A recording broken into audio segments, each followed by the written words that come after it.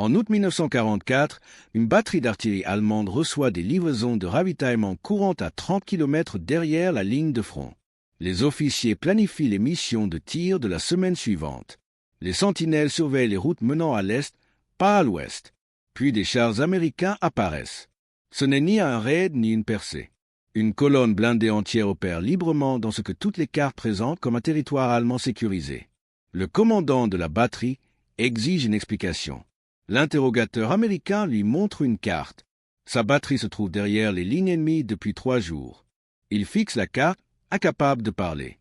Tout ce qu'il croyait sur sa position, sa mission, sa compréhension de la guerre était une fiction. Le front ne s'est pas effondré. Il a été contourné, débordé, rendu hurlevent, et il ne le savait pas. Le lieutenant Werner Schulz commandait un dépôt de ravitaillement dans la ville de Chartres, à 50 km au sud-est de Paris. Le 16 août 1944, son rapport de situation matinale indiquait des lignes de front stables à 30 km à l'ouest. Les forces alliées avançaient mais lentement, contenues par une résistance allemande organisée. Son dépôt poursuivait ses opérations normales, distribuant munitions et carburant aux unités en rotation depuis le front. Tout semblait routinier. À 14h30, une sentinelle signala le bruit de moteurs de chars approchant du sud-ouest. Schulz supposa qu'il s'agissait de blindés allemands se dirigeant vers le front. Le bruit s'amplifia. Puis quelqu'un cria. Les chars n'étaient pas allemands. C'étaient des Sherman américains. Ils entraient déjà sur la place de la ville. Pas d'avertissement, pas de préparation d'artillerie, pas de bruit de combat approchant. Ils étaient simplement apparus. Les hommes de Schulz se précipitèrent pour prendre leurs armes, mais la résistance était inutile. Ils étaient des troupes de ravitaillement, pas de l'infanterie, et les Américains les avaient encerclés avant que la plupart ne comprennent ce qui se passait. En 20 minutes, Schulz et 43 de ses hommes étaient prisonniers. Les Américains semblaient détendus, presque décontractés. Ils avaient déjà fait cela de nombreuses fois. Lors de l'interrogatoire initial, Schulz insista sur l'impossibilité de la situation. Le front était à 30 km.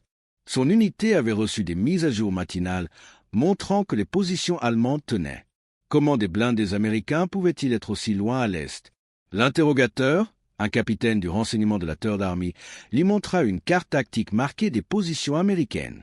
Le front que Schulz croyait exister avait été percé 4 jours plus tôt. Son dépôt se trouvait en territoire contrôlé par les Américains depuis 72 heures sans le savoir. L'interrogateur expliqua que les colonnes blindées de la Third Army exploitaient les brèches dans les lignes allemandes, contournant la résistance et pénétrant profondément dans les zones arrières avant que le commandement allemand ne puisse réagir. Les positions défensives statiques ne signifiaient rien quand les forces américaines les contournaient simplement. Le dépôt de Schulz avait continué à fonctionner normalement parce que personne dans la chaîne de commandement allemande n'avait réalisé qu'il était isolé. Pas d'ordre de repli, pas d'avertissement d'approche ennemie. La structure de commandement avait perdu la conscience situationnelle plus vite que les positions physiques n'avaient cédé. D'autres prisonniers arrivant au même point de rassemblement racontaient des histoires similaires. Une compagnie de transmission capturée à son central, encore en train de recevoir des appels d'unités allemandes, demandant des connexions. Une compagnie médicale prise alors qu'elle installait un hôpital de campagne, attendant des blessés du front. Un état-major saisi alors qu'il planifiait des opérations contre des forces ennemies qu'il croyait encore à des kilomètres de distance. Aucun n'avait rencontré de forces américaines avant la capture. Aucun n'avait reçu d'ordre d'évacuation. Tous avaient fait confiance au fait que quelqu'un plus haut placé comprenait la situation et les avertirait en cas de danger.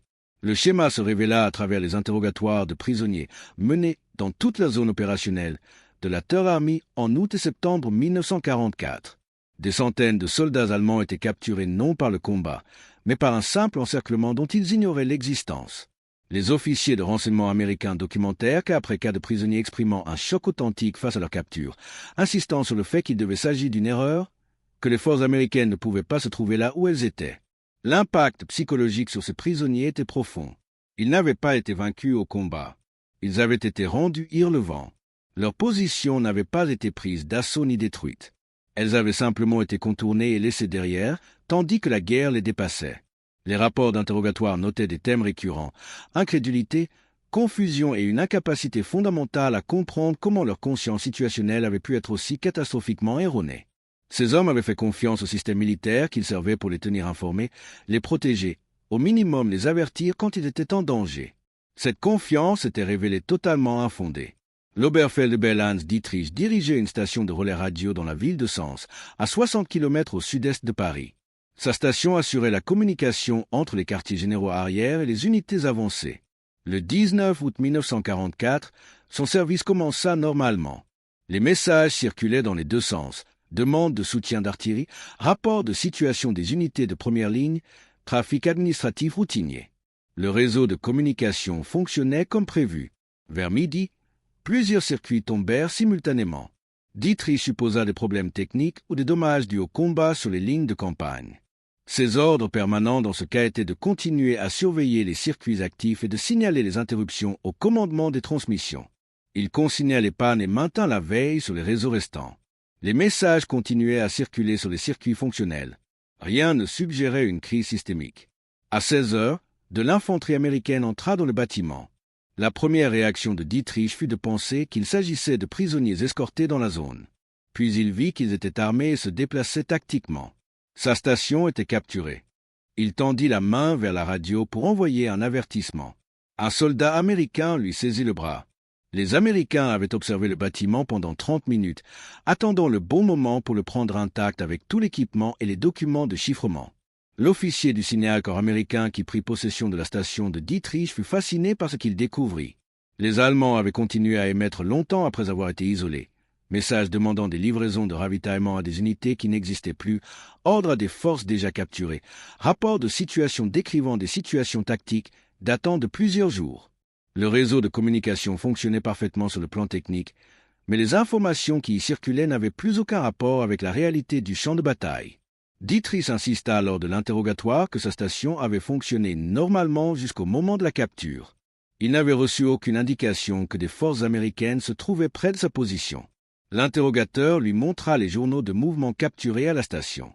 Dans les 6 heures précédant la capture, la station de Dietrich avait relayé 43 messages.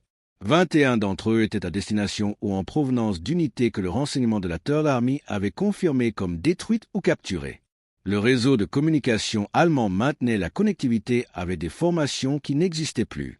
L'interrogatoire révéla quelque chose de plus troublant. Dietrich avait remarqué des irrégularités pendant son service.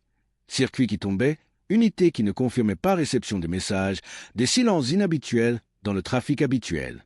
Sa formation lui disait que c'était des problèmes techniques à signaler par les canaux appropriés. Il avait rempli les rapports requis et poursuivi les opérations. Personne n'avait répondu à ces rapports. Personne n'avait envoyé d'équipe de réparation. Personne n'avait fourni d'explications ou de nouveaux ordres. Le système avait simplement continué à fonctionner comme si rien n'allait. D'autres personnels des transmissions capturés pendant cette période racontèrent des histoires identiques. Ils avaient observé la dégradation du réseau de communication en temps réel, mais n'avaient reçu aucune instruction sur ce qui se passait ou sur ce qu'il fallait faire. Les quartiers généraux supérieurs continuaient à émettre des ordres comme si le réseau était intact. Les unités subordonnées continuaient à rendre compte comme si elles étaient connectées à une structure de commandement fonctionnelle. Tout le monde supposait que quelqu'un d'autre comprenait la vue d'ensemble. Personne ne la comprenait. L'évaluation du renseignement américain conclut que le commandement allemand avait perdu une communication efficace avec les unités avancées plusieurs jours avant que ces unités ne soient effectivement détruites ou capturées. Les commandants émettaient des ordres à des unités qui ne pouvaient pas les recevoir ou qui n'existaient plus. Les unités rendaient compte à des quartiers généraux qui n'écoutaient pas ou ne pouvaient pas traiter l'information. Le système de commandement tant vanté de la Wehrmacht était devenu une chambre d'écho. Des messages rebondissant dans un réseau de plus en plus déconnecté de la réalité du champ de bataille.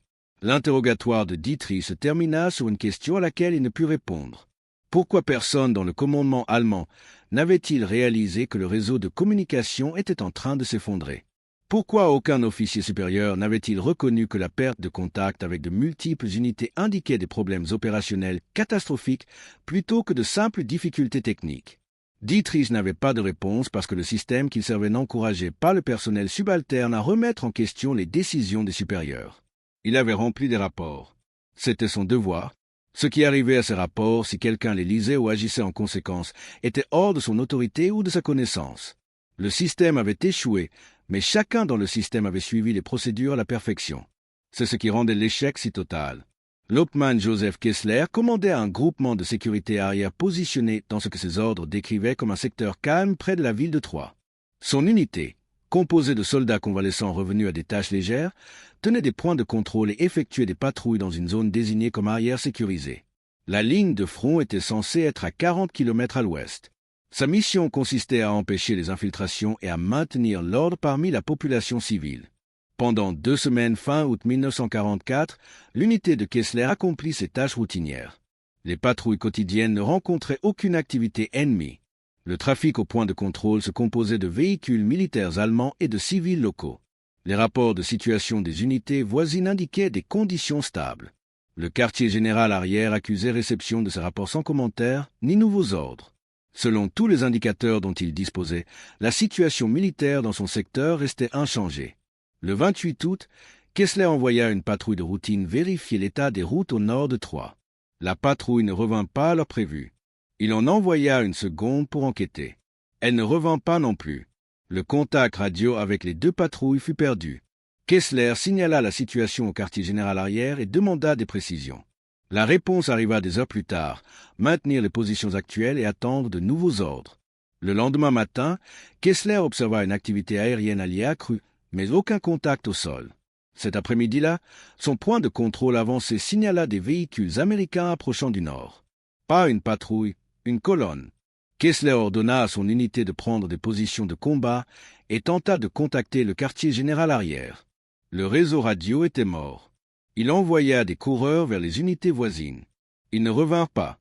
Le soir venu, son groupement était encerclé par des forces américaines qui opéraient apparemment dans la zone depuis des jours. Kessler ordonna un repli combattant vers des positions qu'il croyait encore tenues par les forces allemandes à l'est. Son unité parcourut 3 kilomètres avant de rencontrer des barrages routiers américains. Ils étaient encerclés. Après un bref engagement qui tua 4 de ses hommes et en blessa 7 autres, Kessler rendit les 42 soldats restants de son commandement. Le commandant de bataillon américain qui accepta la reddition de Kessler lui montra des cartes opérationnelles. La ligne de front que Kessler croyait à 40 km à l'ouest s'était effondrée 2 semaines plus tôt. Les forces américaines opéraient librement dans toute la zone que Kessler pensait être un territoire allemand sécurisé.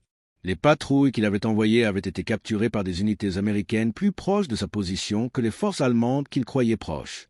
Son groupement avait été encerclé depuis au moins 5 jours avant de rencontrer directement des forces américaines. L'interrogatoire de Kessler révéla la profondeur du dysfonctionnement du commandement allemand. Son unité avait continué à recevoir des ordres administratifs routiniers jusqu'à la veille de la capture, rapports de personnel, demandes de ravitaillement, directives d'entraînement. Rien dans les ordres ne suggérait que la situation opérationnelle avait changé. Les communications qu'il recevait des quartiers généraux supérieurs décrivaient une situation militaire qui ne correspondait en rien aux conditions réelles du champ de bataille. Il avait commandé une unité en territoire ennemi tout en recevant des ordres rédigés comme s'il se trouvait dans une zone arrière sécurisée. Plus troublant encore était ce que Kessler révéla sur la conscience opérationnelle allemande. Il avait remarqué des anomalies, activités aériennes incompatibles avec les lignes de front rapportées, patrouilles disparues qui auraient dû revenir, difficultés de communication avec les unités adjacentes. Mais sa formation et son expérience lui disaient que c'était des frictions normales de la guerre, pas des indicateurs d'une situation catastrophique. La Wehrmacht lui avait appris à se concentrer sur sa mission spécifique et à faire confiance au fait que le haut commandement comprenait la vue d'ensemble. Cette confiance avait été mal placée. D'autres officiers capturés dans des circonstances similaires décrivaient des expériences identiques. Ils avaient commandé des unités isolées, encerclées ou coupées sans le savoir. Ils avaient poursuivi les opérations normales parce qu'ils n'avaient reçu aucun ordre suggérant le contraire. Certains se trouvaient derrière les lignes américaines depuis une semaine ou plus, continuant à envoyer des rapports et à recevoir des instructions, comme s'ils étaient connectés à une structure de commandement allemande fonctionnelle. Le front fantôme auquel ils croyaient était maintenu entièrement par un réseau de communication qui avait perdu tout lien avec la réalité. L'Oberst Friedrich Hartmann commandait un régiment chargé de défendre les passages sur la Marne à l'est de Paris. Ses ordres datés du 10 août 1944 désignaient ses positions comme critiques pour maintenir la ligne défensive empêchant l'avance alliée vers la frontière allemande. Tout au long de la mi-août, le régiment de Hartmann prépara des ouvrages défensifs, positionna l'artillerie et s'entraîna pour l'assaut américain attendu. L'assaut ne vint jamais. Les forces américaines contournèrent entièrement les positions de Hartmann, traversant la Marne en des points non défendus à 30 km au nord et au sud de sa ligne défensive soigneusement préparée. Au 20 août, des blindés américains opéraient librement à l'est de la rivière. tandis que le régiment de Hartmann restait en position face à l'ouest, attendant une attaque de front qui n'arriverait jamais. Hartmann apprit pour la première fois que sa position était compromise quand un convoi de ravitaillement n'arriva pas des zones arrières. Il envoya une patrouille de reconnaissance enquêter. La patrouille rapporta que des forces américaines contrôlaient les routes derrière ces positions. Hartmann supposa qu'il s'agissait d'une pénétration temporaire qui serait scellée par une contre-attaque allemande. Il signala la situation à l'état-major de division et demanda l'autorisation de se replier avant d'être encerclé. L'état-major de division lui ordonna de tenir la position. La présence américaine à l'arrière fut décrite comme un groupe de raids isolés qui serait éliminé sous peu. Hartmann devait maintenir la ligne défensive et empêcher les forces américaines d'utiliser les passages sur la rivière qu'il contrôlait. Les ordres n'avaient aucun sens au vu de la situation tactique. Mais Hartmann était un officier professionnel formé à obéir. Il tint la position 3 jours. Son régiment resta en position défensive tournée dans la mauvaise direction, pendant que les forces américaines se déplaçaient librement derrière eux. Les ravitaillements s'épuisèrent. Aucun renfort n'arriva. Le contact radio avec l'état-major de division devint sporadique. Hartmann envoya de multiples rapports décrivant sa situation comme critique, demandant soit du ravitaillement, soit l'autorisation de se replier. Les réponses, quand elles venaient, répétaient l'ordre de tenir la position. Le 24 août, les forces américaines attaquèrent les positions de Hartmann depuis l'est, depuis l'arrière de sa ligne défensive. Son régiment, positionné pour défendre contre un assaut venant de l'ouest, fut pris complètement au dépourvu. L'engagement dura moins de 2 heures. Hartmann rendit ce qui restait de son commandement après avoir perdu un quart de ses hommes tués ou blessés dans un combat qui n'aurait jamais dû avoir lieu. Lors de l'interrogatoire, Hartmann n'afficha aucun des chocs ou de la confusion montrés par les prisonniers de rang inférieur. Il comprenait exactement ce qui s'était passé et pourquoi. Le système de commandement de la Wehrmacht s'était effondré au niveau opérationnel. Les états-majors de division et de corps émettaient des ordres basés sur une compréhension obsolète de la situation sur le champ de bataille. Au moment où des informations précises parvenaient au commandant supérieur et que de nouveaux ordres étaient formulés, la réalité tactique avait déjà changé. Le cycle de commandement était trop lent pour suivre le tempo opérationnel américain. Hartmann expliqua que la doctrine de la Wehrmacht supposait des lignes de front relativement stables et des taux d'avance prévisibles. Les ordres étaient basés sur des rapports de situation vieux de plusieurs heures, parfois de jours. Cela avait fonctionné de manière acceptable contre les offensives soviétiques, où les lignes de front bougeaient, mais restaient relativement continues. Cela échoua catastrophiquement contre la guerre mobile américaine, où les lignes de front cessèrent d'exister comme concept significatif. Défendre une position était inutile quand l'ennemi la contournait simplement et attaquait par l'arrière. Ce que Hartmann trouva le plus troublant fut la réponse institutionnelle. L'état-major de division avait reçu ces rapports précis décrivant des forces américaines à l'arrière. Ils avaient choisi d'interpréter ces rapports à travers un cadre doctrinal qui disait que de telles pénétrations profondes étaient impossibles ou temporaires. Plutôt que d'accepter que leur compréhension de la situation opérationnelle était erronée, ils avaient conclu que les rapports de Hartmann devaient être exagérés ou mal compris. Le système de commandement filtrait l'information à travers des hypothèses qui n'étaient plus valides. D'autres officiers supérieurs capturés pendant cette période confirmèrent l'évaluation de Hartmann.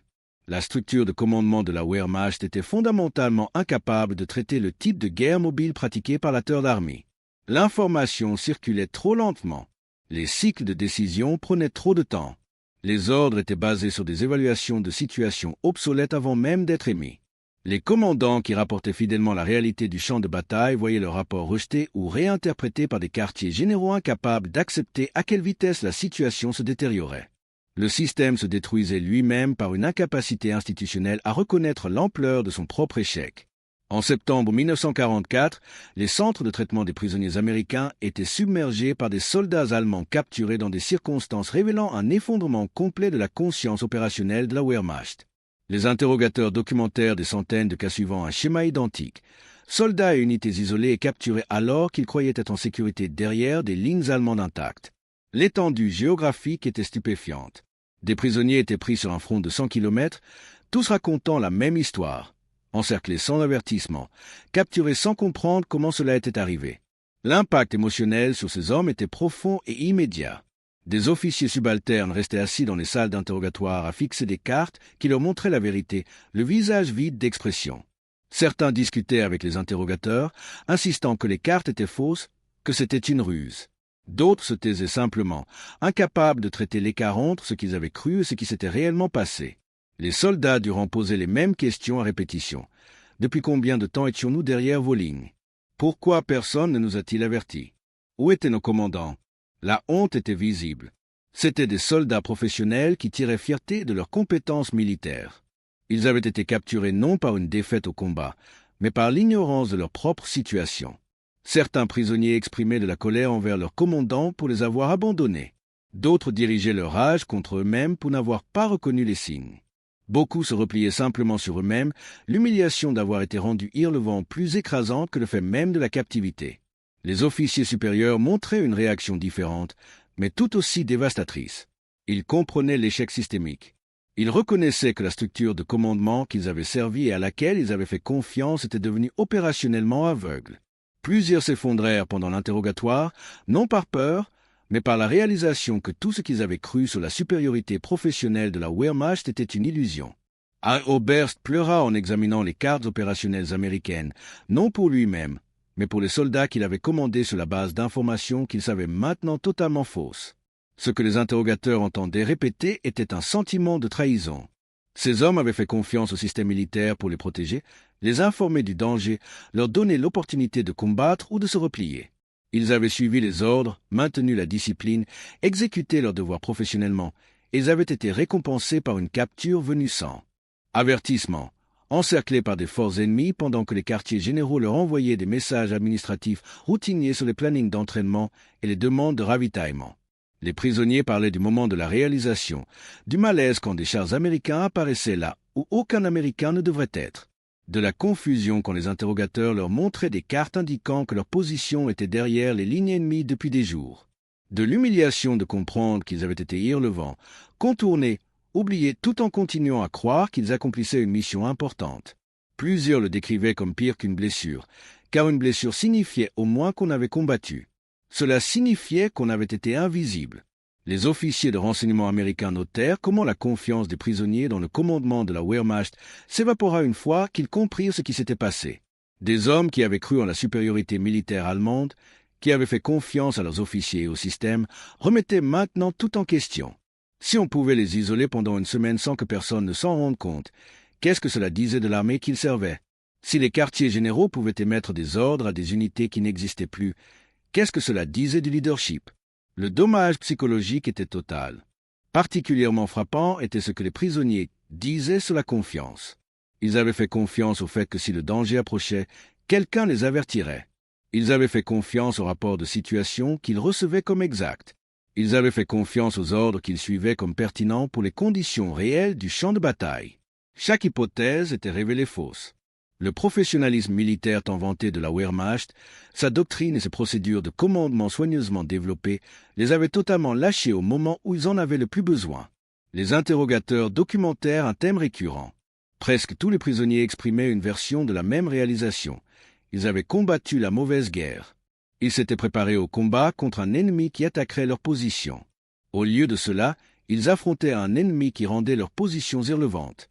Ils avaient été formés à défendre du terrain. Les Américains avaient rendu le contrôle du terrain sans signification en se déplaçant trop vite pour être liés à un terrain spécifique.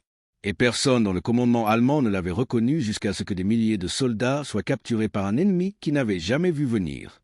Pour ces prisonniers, le fait de savoir qu'ils avaient été derrière les lignes ennemies pendant des jours tout en continuant à opérer normalement était plus psychologiquement dévastateur qu'une défaite au combat ne l'aurait été.